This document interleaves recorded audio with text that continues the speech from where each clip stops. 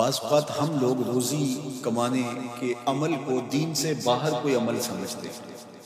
جبکہ ترمذی میں روایت موجود ہے، حضور نبی رحمت صلی اللہ علیہ وآلہ وسلم نے ارشاد فرمایا التاجر الصدوق الامین مع النبیین والصدیقین والشہداء، سچا تاجر جو امانت دار ہے وہ نبیوں کے ساتھ، صدیقوں کے ساتھ اور شہیدوں کے ساتھ، اور جو محنت مزدوری کر کے کماتا ہے الکاسب و حبیب، جو کسب کرتا ہے، محنت کرتا ہے، مزدوری کرتا ہے،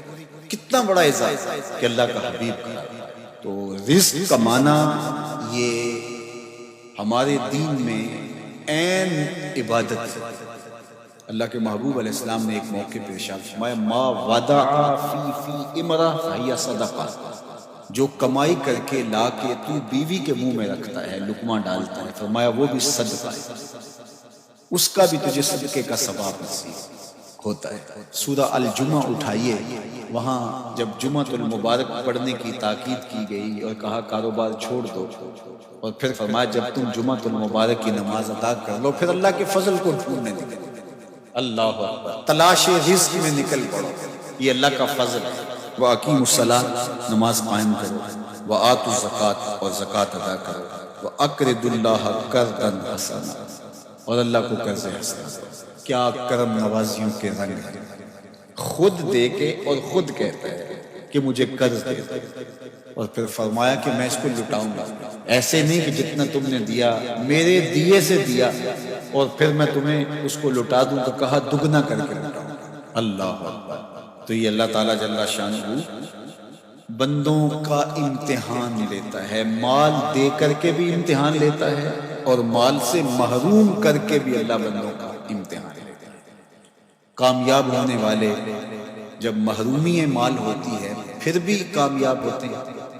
اور اللہ کے بندے جب ان کو دولت دی جاتی ہے تو اس میں بھی وہ کامیاب ہوتے ہیں، اور جو ناکام لوگ ہوتے ہیں وہ کسی حالت کے اندر بھی خوش نہیں ہوتے۔ تو اللہ کے بندے مال نہیں ہے تو پھر بھی کہتے ہیں مالک میں واہ واہ خوش ہوں جس حال میں رکھا، غربت ہے تو پھر بھی خیر ہی خیر ہے، اور اگر اللہ نے دولت عطا کرتی ہے، آزمائش میں ڈال دیا، تو پھر اس کو راہ خدا میں خرچ کر کے، اللہ کی راہ میں لٹا کر کے اسی کو قرضے میں دے دیا۔ جب اسی کو قرضے میں دے دیا تو وہ دولت بھی محفوظ ہو گئی اور واپس پلٹتے ہوئے وہ کئی گنا ہو چکی۔ اگر بندہ اس نقطے کو سمجھ لے تو کبھی بھی وہ راہ خدا میں دیتے ہوئے پریشان نہیں ہوگا کہ یہ تو میں اللہ کو دے رہا ہوں، قرضے میں دے رہا ہوں، اور اس کا وعدہ ہے کہ میں لٹاؤں گا ضرور، اور اللہ کے وعدے سچے ہوتے ہیں۔ اللہ تو جن لوگوں نے اس اللہ کے وعدے پر یقین کیا اور پھر اس کی راہ میں بانٹا، وہ کبھی بھی مسکین نہیں ہوئے، کبھی بھی غریب نہیں۔ وَمَا تُقَدِّمُوا لِأَنفُسِكُم مِّن خَيْرٍ تَجِدُوهُ عِندَ اللَّهِ، جو تم بلائی آگے بھیجو گے، جو نیکی آگے بھیجو گے، اللہ کے ہاں اس کو پالو۔ کوئی بھی نیکی، صدقہ ہے، خیرات ہے، زکوٰۃ ہے، سجدہ ہے، قیام ہے، دکھی کی مدد ہے، حتیٰ کہ کسی کو مسکرا کے ملنا بھی ہے، جو تم نیکی آگے بھیجو تَجِدُوهُ عِندَ اللَّهِ، اللہ کے ہاں اسے پالو۔ اللہ حدیث پاک میں آتا ہے کہ جب کوئی بندہ اللہ کی راہ میں خرچ کرتا ہے تو اللہ اس کو یوں پالتا ہے جس طرح تم مینڈا پالتے ہو اور اس کو پال پال کے بڑا جوان کرتے ہو،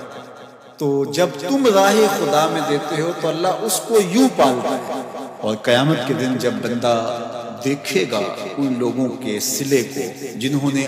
آگے بھیجا تھا اور اب صلہ پا رہے ہیں، تو وہ بڑا پچھتائے گا، کاش کہ یہ سودا میں نے بھی کیا ہوتا۔ سورہ الفجر کے اندر اللہ تعالیٰ نے ارشاد فرمایا، وہ کہے گا یا لیتنی قدمت لحیاتی، کاش میں نے ساری زندگی ہی آگے بھیج دی ہوتی۔ یا لیتنی کے اندر اس کا جو افسوس ٹپک رہا ہے، وہ کہے گا ہائے افسوس، ساری زندگی اس آخرت کی زندگی کے لیے گزار دی،